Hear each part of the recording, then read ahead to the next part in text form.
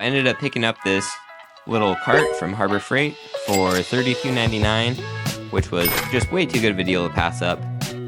Yeah, I knew that it was going to be too small when I got it, but just decided that I was going to figure something out once I got it, which is what I did.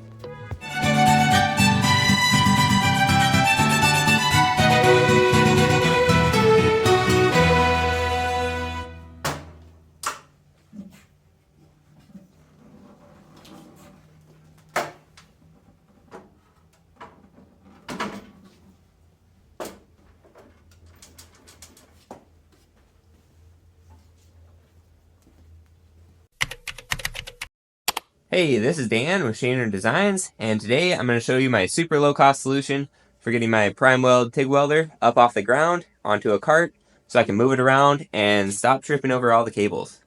So let's get to it. Yeah, I knew that it was going to be too small when I got it, but just decided that I was going to figure something out once I got it, which is what I did. Alright, so here's the cart. I've got it all assembled basically the way that it's supposed to go together. I did already bend this tab and I've got the holes drilled, but this is how it normally goes on. So with the top facing up and the welder goes on top of here. Everything is kind of loosely in place right now, so you can see that whole thing is rocking. And this is basically the position that it's supposed to be in, but when I flip it over, it's going to need to lean back a little bit more like this. So the changes that I had to make are to accommodate that. So the holes in here stay the same. Actually, I did have to drill out this one and this one over here. So I had to drill a second hole up above there so you can see the smaller hole. I ended up welding this new shelf on top. So I just did that out of some scrap metal, some angle iron, and some laser cut plates that I ended up not using for a different project.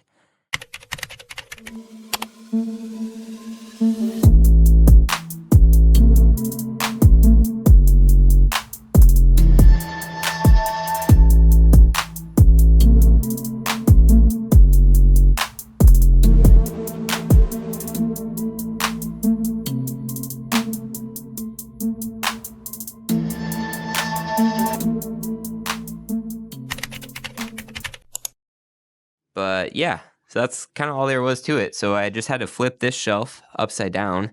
So normally this tab is facing up, and then I had to flatten this tab out because that would be facing up right now and it would get in the way of this shelf, and then you wouldn't be able to set anything on top.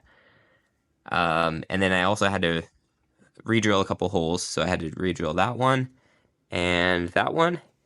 And the reason for that is when you flip it over, it kind of changes the angle that this sits at. And so two of the holes just didn't line up on each side. So that's all I had to do. It was a pretty quick fix. And yeah, so this is perfectly sized for my welder. It's bolted on, super secure. It's not going anywhere. And this cart overall, for how much I paid, seems like a pretty good deal. It's well made. It's fairly thick metal. Seems like it can hold plenty of weight. I saw some reviews for some other carts that people were saying that they buckled right here. This one seems pretty well made. I could always reinforce it underneath here if I really wanted to, but I don't think there's any need to do that. The one thing I didn't love is how these chains worked. They just didn't seem super secure. So what I ended up doing is just getting my nylon strap and strapping that in there with the 2x4. You can see it moves a little bit when you have the welder on there. The welder kind of rests against up here, and it ends up being pretty secure. So overall, for what I paid, this is a pretty sweet solution.